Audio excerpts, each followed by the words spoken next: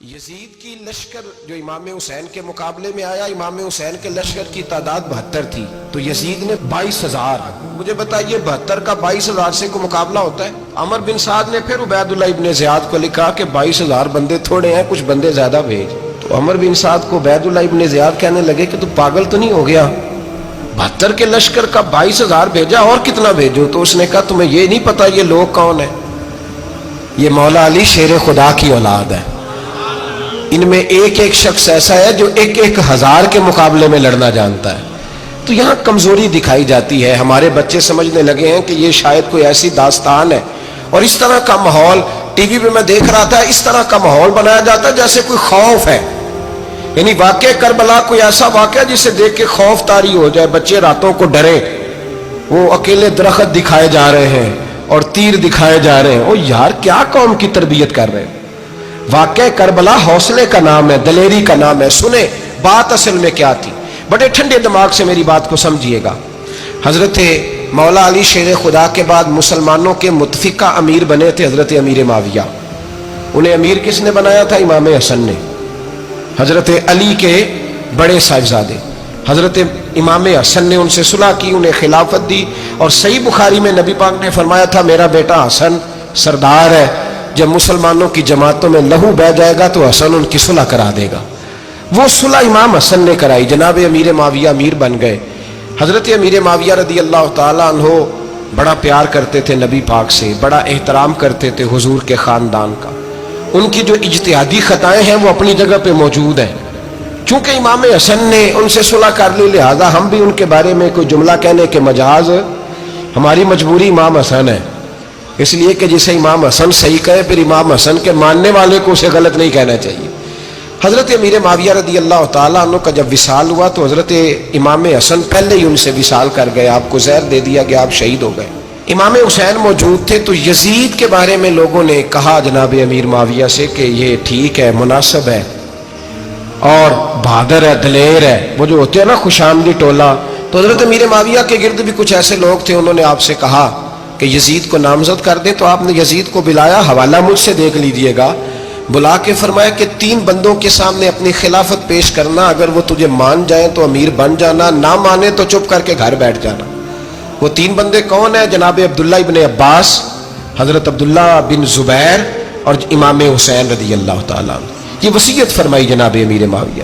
ہوا یہ کہ یزید جب امیر بنا نا، 2-3 چیزیں ہوتی ہیں جب کسی بندے کو قابو کرنا ہوتا ہے، 2-3-4-5 چیزیں ایسی ہوتی ہیں جس سے بندہ قابو آتا ہے. تو اس نے بھی فوری طور پہ، یزید نے دیکھا میرے لیے مسئلہ کیا بن سکتا ہے. ولید بن عتبہ اس وقت مدینے کا گورنر تھا.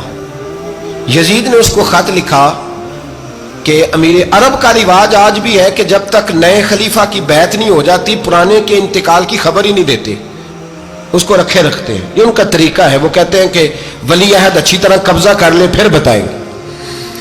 حضرت امیر معاویہ کا وصال ہو گیا، بتایا نہیں. یزید نے اب کیا کیا، کیونکہ بڑا چلاک آدمی تھا، بڑا شاطر تھا، بڑا تیز تھا. اس نے ولید کو خط لکھا، کہنے لگا کہ فوری طور پہ عبداللہ ابن عباس کو بلاؤ اور اسے کہو میری بیعت کریں. یہ جو بیعت ہوتی تھی نا، یہ بھی سن لے کیا ہوتی تھی. یہ بیعت حلف ہوتا تھا کہ میں اللہ رسول کے نام پہ حلف دیتا ہوں کہ میں یزید کی اطاعت کروں گا، میں اس کے خلاف کوئی بغاوت نہیں کروں گا. یہ بیعت لوگ سمجھتے ہیں کہ بس ہاتھ پکڑنے کا نام بیعت تھا. اس بیعت کا متبادل جمہوری ملکوں کے اندر ووٹ آیا ہے. تو کہا بیعت کرے. حضرت عبداللہ ابن عباس کو بھی بلاؤ، عبداللہ بن زبیر کو بھی بلاؤ، امام حسین کو بھی بلاؤ. امام حسین آدھی رات کے وقت بیٹھے تھے مسجد نبوی میں، چونکہ 5 نمازوں کی آپ امامت کرتے. امام حسین نماز پڑھا کے عشاء کی بیٹھے تھے. جناب عبداللہ بن زبیر، عبداللہ بن زبیر کون تھے؟ یہ نبی پاک صلی اللہ علیہ وسلم کی پھوپھی پوتے تھے اور جناب صدیق اکبر کے نواسے تھے. حضرت عبداللہ بن زبیر اور جناب زبیر بن عوام عشرہ مبشرہ صحابی ہیں، ان کے بیٹے تھے. بہت زیرک آدمی تھے. یہ بھی امام حسین کے پاس بیٹھے تھے. عبداللہ ابن عباس بھی تھے جو حضور کے چچا کے بیٹے ہیں، اس امت کے پہلے مفسر ہیں قرآن پاک. یہ لوگ بیٹھے تھے. تو ولید نے ایک بندہ بھیجا، اس نے آ کے کہا جناب آپ کو گورنر صاحب نے بلایا ہے.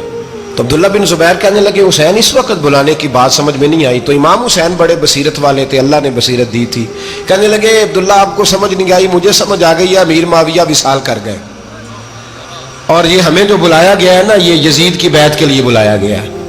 تو کہا پھر آپ آدھی رات کو نہ جائیں، آپ کے لیے خطرہ ہوگا۔ تو امام حسین فرمانے لگے خطرہ حسین کو نہیں ہوتا۔ نہیں، کہا پھر بھی آپ مہربانی کریں ذرا احتیاط سے جائیں۔ تو جناب عبداللہ ابن زبیر نے، عبداللہ ابن عباس نے 14 بندے نیزے دے کے، تلواریں دے کے امام حسین کے ساتھ بھیجے اور کہا کہ امام حسین اگر اس نے کوئی غلط ملت بات کی نا، زبردستی بیعت کرنے کا کہا، تو آپ بس کوئی ایک بات اونچی آواز میں کر دینا، یہ سپاہی پیچھے آ جائیں گے۔ امام حسین ان 14 بندوں کو لے کے گورنر ہاؤس پہنچ گئے۔ جب آپ وہاں پہنچے، اس نے بتایا، اس نے کہا جی حضرت امیر معاویہ انتقال کر گئے اور آپ نے یزید کی بیعت کرنی ہے۔ تو امام حسین فرمانے لگے میں چھپ کے بیعت نہیں کروں گا، مجمع لگاؤ، جمعے والے دن اعلان کرو، جو طریقہ ہے حضرت ابوبکر صدیق کا، جو طریقہ ہے حضرت عمر فاروق کا، جو انداز حضرت عثمان غنی کا ہے، جو مولا علی کا ہے، سر عام اعلان کرو، اگر ساری دنیا یزید کی بیعت کرے گی تو میں بھی تیار ہوں۔ تم مجھ سے بیعت لے کے پھر لوگوں کو بتانا چاہتے ہو کہ حسین بیعت ہو کر رہے ہیں تو تم کیوں نہیں کر رہے؟ میں عام آدمی نہیں ہوں، لہذا چھپ کے بیعت نہیں کرتا۔ جب یہ بات کی نا تو ولید بڑا نرم دل تھا اور امام حسین کی شان کو جانتا تھا، وہ جانتا تھا یہ نبی پاک کا خاندان ہے۔ اس نے کہا جی مجھے تو حکم تھا، باقی آپ حضور کے نواز ہیں، میں کر کچھ۔ وہاں ایک بڑا بدبخت شخص بیٹھا تھا، عبد الملک بن مروان، وہ ولید سے کہنے لگا کہ اگر حسین آج تمہارے ہاتھ سے نکل گئے تو تمہارے لیے بہت بڑا مسئلہ کھڑا ہو جائے، انہیں جانے نہ دینا، یا بیعت کراؤ یا ان سے کہو جنگ کے لیے تیار ہو۔ تو امام حسین رضی اللہ تعالیٰ عنہ کے کانوں میں آواز گئی تو فرمانے لگے ابن مرجانہ، اگر تیرے اندر جرت ہے تو آ سامنے حسین کے، اس کے کانوں میں باتیں نہ کر، کانا پھوسی نہ کر، باہر آ میدان میں، شرارت نہ کر، باہر آ، میں تمہیں ابھی بتاتا ہوں کہ حسین سے مقابلہ کرنے کا انجام کیا ہے۔ یہ کہہ کہ امام حسین باہر نکلے، اپنے بھائی محمد بن انفیہ کو بلایا، عبداللہ بن زبیر، عبداللہ ابن عباس، ڈھیر سارے لوگ اکٹھے ہو گئے۔ فرمایا یہ معاملہ ہے، اب کیا کرنا ہے؟ تو وہ کہنے لگے حضور وقت ابھی مناسب نہیں ہے، آپ اس طرح کریں یہاں رکیں، ہم مکے سے، عراق سے، کوفے سے لوگوں کو بلاتے ہیں، یہاں ایک بڑی مجلس مشاورت قائم کرتے ہیں۔ امام حسین فرمانے لگے اگر تم مشاورت قائم کرو گے تو ولید اور عبد الملک بن مروان وہ تو جنگ کرنے کو تیار ہے، اور نبی پاک نے فرمایا ایک مینڈا ہوگا جس کی وجہ سے مدینے کی گلیوں میں لہو بہے گا۔ فرمانے لگے میں وہ بکرا، وہ مینڈا نہیں بننا چاہتا۔ کہا پھر آپ کیا کریں گے؟ تو امام حسین رو پڑے، فرمانے لگے میں مدینہ چھوڑ جاؤں گا لیکن مدینے کی حرمت پامال نہیں ہونے دوں گا۔ امام علی مقام آدھی رات کے وقت نکلے، سیدہ فاطمہ کا دروازہ ایک اس دن تھا جس دن حضرت مولا علی کوفے چلے گئے، اور دوبارہ آج تالا لگا جب امام حسین نکلے۔ آپ جنت البقیع کے پیچھے کھڑے ہو کے حضور کا روضہ دیکھنے لگے، اس وقت گنبد تو نہیں ہوتا تھا، روضہ دیکھنے لگے۔ نانا تیرے کرم کے خزینے کی خیر ہو، میں جا رہا ہوں تیرے مدینے کی خیر ہو۔ سارا خاندان لے گئے، مکے تشریف لے گئے، حج کے ایام قریب آنے والے تھے۔ امام حسین نے وہاں لوگوں سے باتیں کی۔ جب امام حسین وہاں پہنچے تو کوفے سے خط آنے لگے۔ کوفہ حضرت علی کا دارالخلافہ تھا، وہاں آپ کے محبین، پیار کرنے والے ڈھیروں تھے، انہیں خط لکھے کہ حضور آپ چپ کر کے بیٹھے ہوئے ہیں اور ہمارے اوپر یزید مسلط ہو گیا ہے، آپ اگر میدان میں نہیں نکلیں گے، آپ نہیں آئیں گے تو ہم اللہ کی بارگاہ میں شکوہ کریں گے کہ کوئی ہماری کمان کرنے کو تیار ہی نہیں ہوا۔ اور وہ خط 1 2 3 نہیں آئے، وہ خط اتنے تھے کہ 3 بوریوں میں بھرے تھے امام حسین، 3 بوریوں میں۔ اب مجبوری ہو جاتی ہے، حق کے لیے کئی دفعہ بات کرنا مجبوری ہوتی ہے، اگر نہیں کرے گا تو پھر اس کو بھی قبر میں جواب دینا پڑے گا۔ امام علی مقام رضی اللہ تعالیٰ عنہ نے مکے میں اب لوگوں کو جمع کیا مشورے کے لیے۔ ہر بندے نے کہا حضور وہ بلا تو رہے ہیں پر اپنے وعدوں کے پکے۔ کہا حضور وہ پکے نہیں، آپ نہ جائیں۔ ہر بندے نے کہا حالات ٹھیک نہیں، حالات گراؤنڈ ریالٹی صحیح نہیں، یہی مشورہ آج بھی ہر بندہ دیتا ہے، ابھی حالات نہیں۔ اتنے خراب حالات کبھی نہیں ہوئے تھے جتنے امام حسین کے دور میں تھے، لیکن فرمایا میں دین کے خلاف غلط حکمران کو مسلط ہونے کی اجازت، بول کے بتائیے، بول کے، غلط حکمران کو مسلط ہونے کی اجازت، مزاحمت کروں گا، مخالفت کروں گا۔ امام کہنے لگے کوئی بات نہیں، وہ میرے ساتھ چلے نہ چلے لیکن میں کوفے جاؤں گا، وہ لوگ میرے ساتھ کھڑا ہونے کو تیار ہے تو وہ جھوٹ ہے یا سچ ہے پر میں چلوں گا۔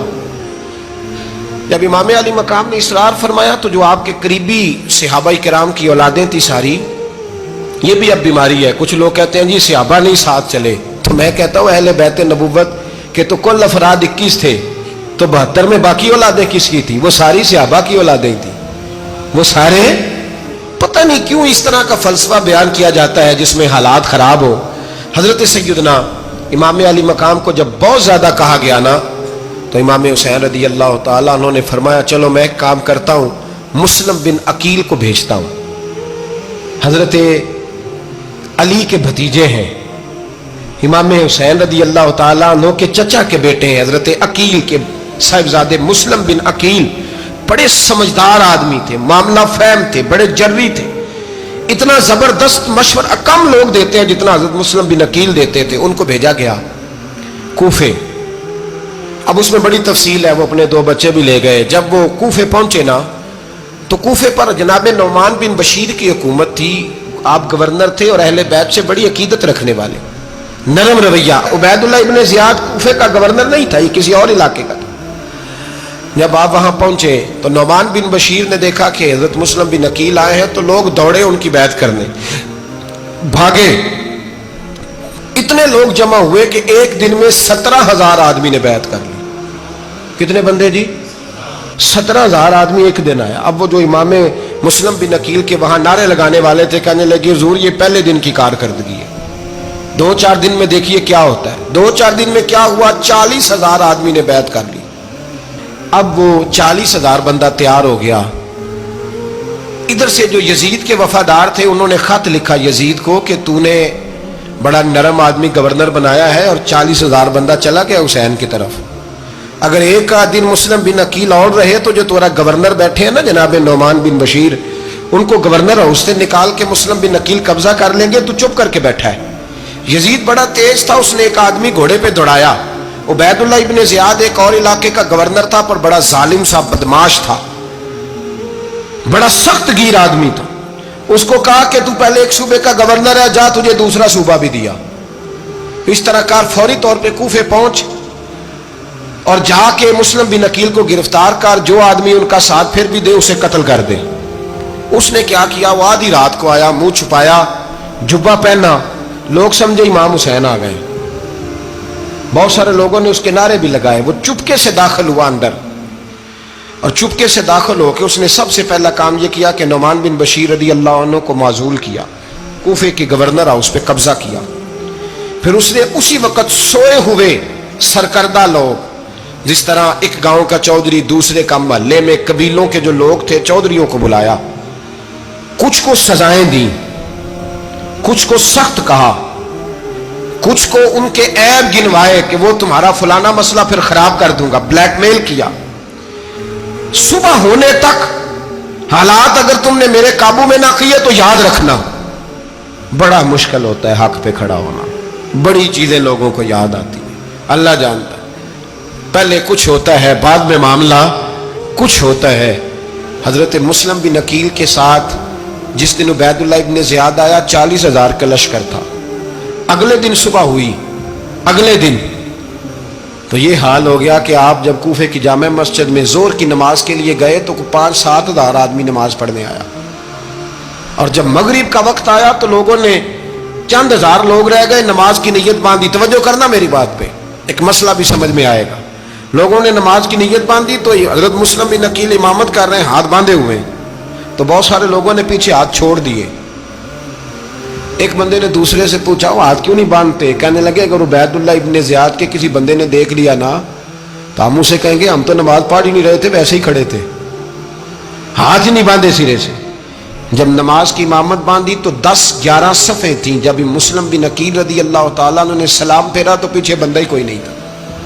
حضرت مسلم بن عقیل کو گرفتار کیا گیا۔ عرب کا رواج تھا دشمن کو سخت سزا دیں تاکہ باعث عبرت بنے۔ بہت اونچا مینار تھا کوفے کا، گورنر ہاؤس کا، اوپر لے جا کے جناب مسلم بن عقیل کو زمین پہ گرایا گیا۔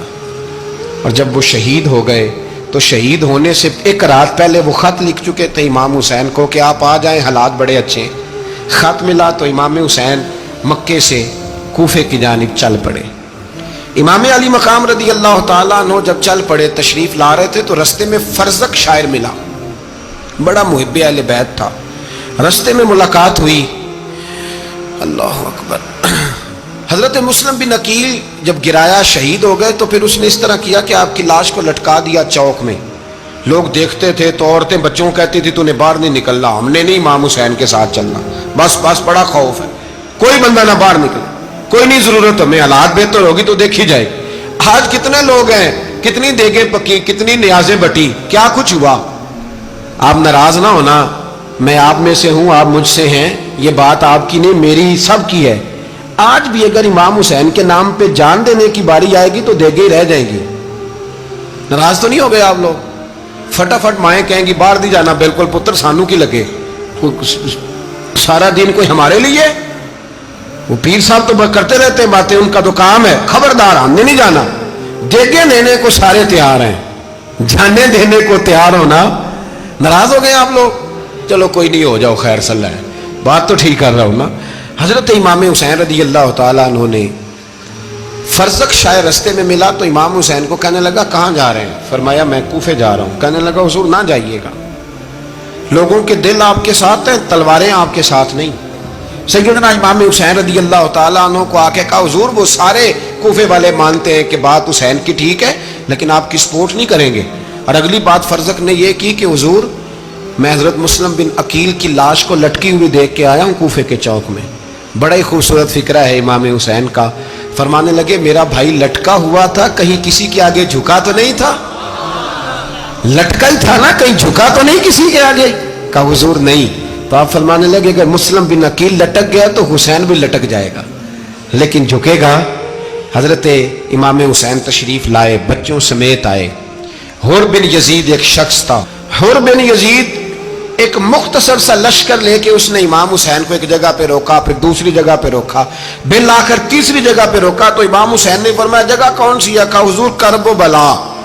فرمایا بس یہی خیمے لگا دو, یہی. حضرت سیدہ زینب نے پوچھا امام حسین سے کہ سارے زمانے نے روکا ہے, ٹھیک ہے آپ حق پہ ہیں, یہ بھی سب نے کہا آپ حق پہ ہیں, پر روکا بھی سب نے, آپ روکے کیوں نہیں؟ تو ابن کثیر اور ابن اسیر لکھتے ہیں کہ امام حسین رو پڑے, کہنے لگے بہن میں رک جاتا پر میں نے رات کو نانا مصطفیٰ کو خواب میں دیکھا ہے. تو حضور نے فرمایا حسین اگر آج یہ رواج پڑ گیا نا یزید جیسے لوگوں کا تو قیامت تک پڑا رہے گا. پھر لوگ کہیں گے کوئی نکلا نہیں تھا تو ہمیں بھی نکلنا. پھر لوگ ظالموں کے سامنے گردنیں جھکانے کے عادی ہو جائیں. میں کہتا رہتا ہوں, کہہ رہا ہوں, کربلا کی جنگ کفر اسلام کی جنگ نہیں, کفر اسلام کی جنگ نہیں کربلا کی. کیونکہ یزید تو بڑا پکا نمازی تھا, خطبہ دیتا تھا وہ تو. جب امام حسین رضی اللہ تعالیٰ عنہ نے کربلا کے میدان میں جمعے کا دن تھا تو یزید کے سامنے کو بات کرنی شروع کی, عمر بن سعد کے سامنے. تو عمر بن سعد کہنے لگا حسین زیادہ باتیں نہ کر, ہمارا جمعہ لیٹ ہو رہا ہے, جنگ کے لیے تیار ہو, فٹافٹ آ. اہل بیت نبوت کو قتل کریں گے اور قتل کے بعد پھر نماز پڑھیں گے اور پھر کہیں گے اللہم صلی علی محمد وعلی آل محمد, اسی نماز میں پھر درود بھی پڑھیں گے. یہ کیسا مرتبہ ہے, کیسا انداز ہے, دوستی قاتل سے بھی مقتول سے یارانہ بھی. امام حسین نے کرب. حر بن یزید امام حسین سے کہنے لگا مجھے حکم ہے آپ کو روکنے کا, آپ آگے نہیں جا سکتے. امام صاحب نے فرمایا وجہ زمین اللہ کی ہے. اس نے کہا آپ بیعت نہیں کر رہے, یزید کی حالات آپ کے حق میں درست نہیں ہیں, آپ نہیں جائیں گے. امام روک گئے. ظہر کی نماز کا وقت ہوا تو حضرت علی اکبر امام حسین کے بڑے صاحبزادے انہوں نے اذان ظہر پڑھی تو حر بن یزید کے لشکر نے امام حسین کے پیچھے نماز ادا کی. کہا بھئی تم مقابلے میں آئے ہو, نماز پیچھے پڑھتے ہو؟ کہا حضور مقابلہ تو تلواروں سے کر رہے ہیں پر ہمارا دل تو مانتا ہے نا کہ مصطفیٰ کا نواسہ بڑی شان والا ہے. حر بن یزید نے 3 نمازیں لشکر سمیت امام حسین کے پیچھے پڑھی ہیں, 3 نمازیں, ظہر اثر اور مغرب. پھر امام حسین کے سامنے شرائط پیش کی کہ آپ کو یہاں گھیر لیا گیا ہے, یہاں آپ بیعت کریں گے, یہاں جنگ کریں گے, 2 ہی باتیں. امام حسین نے فرمایا نہیں بھائی بیعت تو میں نہیں کرتا, اس کے علاوہ تم جو کہتے ہو میں کرنے کو تیار ہوں. اس نے خط لکھا, عبید اللہ ابن زیاد کو ایک بندہ دوڑایا پیچھے کوفے, چند میل پہ کوفہ تھا. کہا وہ نہیں مان رہے, کیا کرنا ہے؟ تو حسین ابن علی ہے, میں زیادہ دیر انہیں روک بھی نہیں سکتا. انہوں نے پیغام دیا حر بن یزید کو کہ کرنا کچھ بھی نہیں, ان کا پانی بند کر دو, بلیک میل کرو, کھانا پانی نہیں ملے گا, چھوٹے چھوٹے بچے ہیں خود ہی مان جائیں گے. حضرت علی رضی اللہ تعالیٰ عنہ نے فرمایا حر بن یزید, تم نے کہا تھا کہ میں تمہیں روک نہیں سکتا, میں نے تمہیں روکا, تم نے کہا تھا کہ میں تمہیں روک نہیں سکتا, میں نے تمہیں روکا. حضرت امام علی مقام کے بارے میں حور کے پاس جب یہ پیغام آیا تو حور کہنے لگا میری طبیعت نہیں مانتی حسین پر پانی بند کروں، دل نہیں مانتا۔ جب یہ لفظ کہے نا دوبارہ تو پھر عبید اللہ ابن زیاد نے عمر بن سعد کو 10,000 آدمی دے کے بھیجا، کہا حور بن یزید لچک دکھا رہا ہے حسین کے حق میں۔ ایک رے کا علاقہ تھا، بڑی وہاں فصل ہوتی تھی، لوگ کوشش کرتے تھے وہاں کا گورنر بننے کی، کوشش کرتے تھے۔ تو عبید اللہ ابن زیاد کہنے لگا تمہیں رے کی گورنری ملے گی، سب سے سرسبز و شاداب علاقہ، تمہیں وہاں کا گورنر بنایا جائے گا اگر حسین کے خلاف لڑو گے۔ یہ اتنی زبردست ہوتی ہیں گورنریاں کہ گورنریوں کے لیے لوگ نسل رسول کے خلاف بھی نکل آتے ہیں، یہ اتنی تگڑی ہوتی ہیں، اتنی جلدی وفاداریاں بدلتی ہیں۔ وقت اتنا نہیں کہ میں مزید تفصیل میں جاؤں۔ امام حسین کو روک لیا گیا، عمر بن سعد نے روک لیا۔ یکم محرم کو امام آئے، 7 محرم تا روکا گیا، 7 محرم کو پانی بند کر دیا۔ جانور پانی پیتے تھے، گھوڑے پیتے تھے، کتے پیتے تھے، لیکن مصطفیٰ کے گھرانے کو پانی پینے کی اجازت 3 دن تک پانی بند رہا۔ 9 محرم کو عمر بن سعد نے اور لوگ بلائے۔ شمر ایک بڑا سخت آدمی تھا، سنگ دل بدبخت، جس نے حضرت علی اصغر کے گلے پر تیر مارا تھا، وہ اور لشکر لے کے آیا۔ رات کو کہنے لگا امام حسین رضی اللہ تعالیٰ عنہ سے کہ بس بڑا ہو گیا، یہ 9-10 محرم کی درمیانی رات، یا آپ جنگ کریں گے یا آپ بیعت کریں گے، 2 ہی باتیں۔ امام حسین اندر گئے، سیدہ زینب سے مشورہ کیا، باہر آئے، فرمایا بات وہی ہے جو پہلے دن والی ہے۔ امام حسین رضی اللہ تعالیٰ عنہ نے فرمایا بھائی بیعت تو میں نہیں کرتا، باقی جو تمہارا پروگرام ہے۔ شمر اور ابن سعد کہنے لگے پھر جنگ کے لیے تیار ہو جائیں۔ کیا انداز ہے امام حسین کا، فرمانے لگے کل جنگ کروں گا، مجھے پتا تو ہے جنگ کا نتیجہ کیا نکلنا ہے، ایک رات مجھے دے دو تاکہ میں کھل کے اپنے رب کی عبادت تو کر لوں۔ حسین نے جانا ہے، مجھے پتا ہے کل رزلٹ 72 اور 22,000 کا کیا ایک رات مجھے دو، میں مالک سے راز نیاز تو کروں، میں گویا اس سے پوچھوں تو صحیح کہ مالک میرے والد بھی شہید ہیں، بھائی بھی شہید ہیں، نانا کو بھی دکھوں میں دیکھا ہے، تو اب میری باری ہے تو مالک میں حاضر ہوں، مجھے موقع تو دو، اس لیے کہ میرے نانا نے بدر میں بھی ساری رات عبادت کی تھی، صبح مجھے موقع دو۔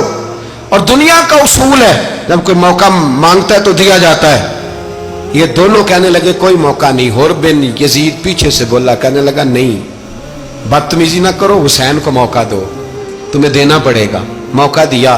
حور بن یزید نے پھر منت کی، کہا حضور آپ مہربانی کریں مان جائیں۔ فرمایا ماننے والا کھاتا کوئی نہیں، یہ بڑا مشکل کام ہے بھائی، ضمیر کا سودا اب تو عام ہو گیا، بازار لگتے ہیں، ریٹ لگتے ہیں، اپنی اپنی چاہتوں پہ لوگوں نے اپنے اپنے انداز سجائے ہوئے۔ کوئی آدمی بس اچھے طریقے سے نام لے لے تو بس ہم اس کے پیچھے چل جاتے ہیں، اب تو عام ہو گیا یہ معاملہ۔ امام حسین نے فرمایا ہو ہی نہیں سکتا، ممکن ہی نہیں ہے۔ ساری رات عبادت میں گزری، ریاضت میں گزری، تہجد کا وقت ہوا تو گھر والوں کو بلایا، فرمایا دیکھنا تمہاری سی کی آواز نہ باہر آئے، خبردار سی کی آواز نہ آئے۔ اور امام زین العابدین سے فرمایا تو بیمار ہے، تو جہاد نہیں کرے گا، لیکن خیال رکھنا پیچھے۔ اور بڑی قیمتی بات بتا رہا ہوں، ہماری بیویاں کسی کے گھر میت ہو جائے تو 4 دن بخار نہیں اترتا۔ امام علی مقام نے سیدہ زینب سے فرمایا تو بڑی ہے، میری بہن ہے، پیچھے سارے بچے ہیں، جوان ہیں، ان کے حوصلے تیری ذمہ داری ہیں۔ صبح جنگ کا طبل بجنے لگا، فجر کی نماز پڑھی، سورج چڑھا، 10 محرم کا دن، جمعے کا وقت، جناب سیدنا امام حسین رضی اللہ تعالیٰ عنہ نے ریت پر سجدے کیے، لمبے سجدے، لمبی نماز، سورۃ الشمس کی آیات دوسری رکعت میں پڑھی تو سارا کربلا گونجنے لگا۔ کیا انداز تکلم تھا امام علی مقام کا۔ نماز مکمل ہوئی تو حور بن یزید، عمر بن سعد اور شمر سے کہنے لگے واقعی حسین سے لڑو گے؟ پتہ نہیں کون ہے۔ قل لا اسألکم علیہ اجرا، تم نے نہیں پڑھا؟ الا المودۃ فی القربى، تمہاری آنکھیں بند ہیں، الحسن والحسین سید الشباب اہل جنہ، تمہیں نہیں پتا؟ کہنے لگا چپ کر، حکومت نظر آ رہی ہے۔ اور بن یزید کہنے لگے پھر میرا بھی فیصلہ سنو، مجھے حکومت نہیں چاہیے، مجھے جنت چاہیے۔ حکومت نہیں چاہیے۔ امام حسین کی پہلی فتح دیکھیں، حور بن یزید ایڑی لگا کے نا یزید کے لشکر سے نکل کے امام حسین کے لشکر میں شامل ہو گئے، اور پہلا شخص جس نے امام حسین کو روکا امام حسین کے نام پر پہلا سر بھی اسی شخص نے کٹایا ہے. لیکن یزید کی قبر پہ لعنت بھی کوئی نہیں برساتا.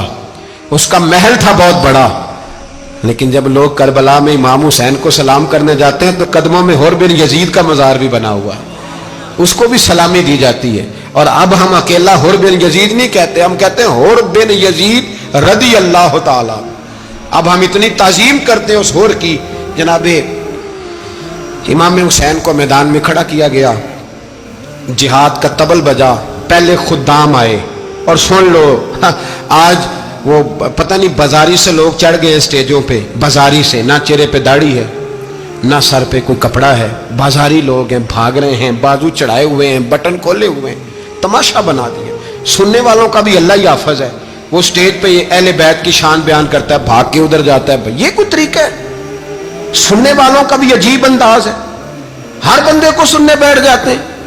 دین مہذب ہے، تہذیب والا ہے، دلائل رکھتا ہے، دین وقار رکھتا ہے. ایسے لوگ اب دین بیان کریں گے؟ حضرت سیدنا امام حسین رضی اللہ تعالیٰ عنہ صبح جب جہاد کا وقت آیا، پتہ ہے کون کون تھے کربلا میں؟ امام حسین کے ساتھ امام حسین کے 4 بھائی تھے کربلا میں. کتنے؟ بول کے بتائیں. حضرت علی کے 4 بیٹے، عباس بن علی، جن کو حضرت عباس کہا جاتا ہے نا، علمدار، یہ حضرت علی کی دوسری زوجہ میں سے. عباس بن علی بھی تھے اور ابو بکر بن علی بھی تھے، عمر بن علی بھی تھے، عثمان بن، یہ حضرت علی کے بچوں کے نام ہیں. یہ آپ کے شہزادے امام حسین کے ساتھ شہید ہوئے. ان کا نام صرف اس لیے نہیں لیا جاتا کہ ان کا نام خلفائے ثلاثہ کے نام پہ، حضرت علی نے اپنے یاروں کے نام پہ رکھا ہے تو تم نے کربلا کے میدان سے خارج کر دیا.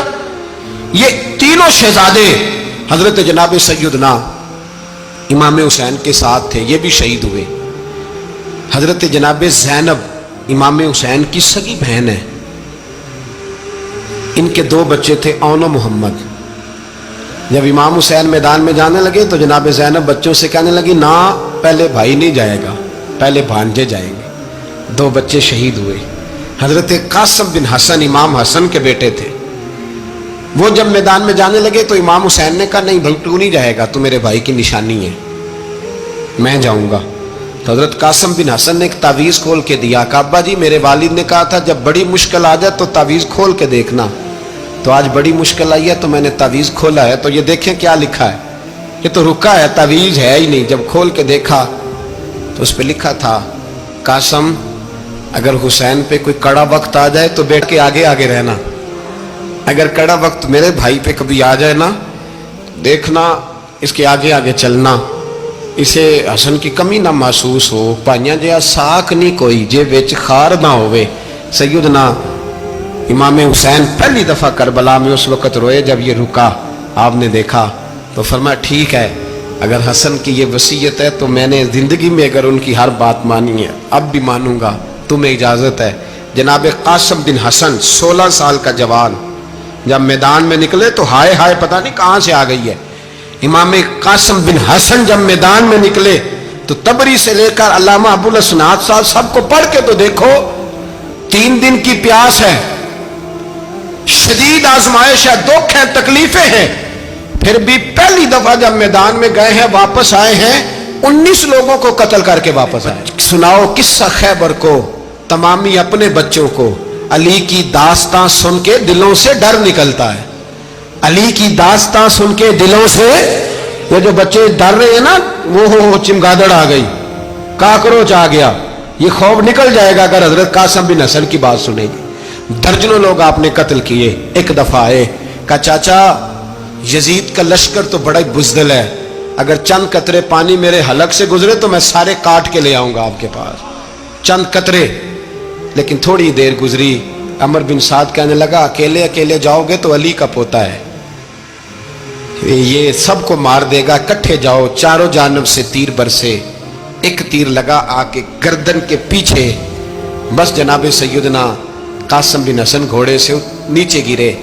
تو جناب زینب حوصلہ کر کے آنسو سمیٹ کے کہنے لگی میں دیکھ رہی ہوں پردے کے پیچھے سے حسین میرے بھائی کا بیٹا گر گیا ہے، جا اسے اٹھا کے لا. حضرت امام حسین ان کو اٹھا کے لائے تو امام حسین نے سینے سے لگایا ہوا تھا تو ان کے پیر، ان کا قد لگتا تھا امام حسین سے زیادہ ہے، اٹھا کے لایا، لٹا دیا گیا۔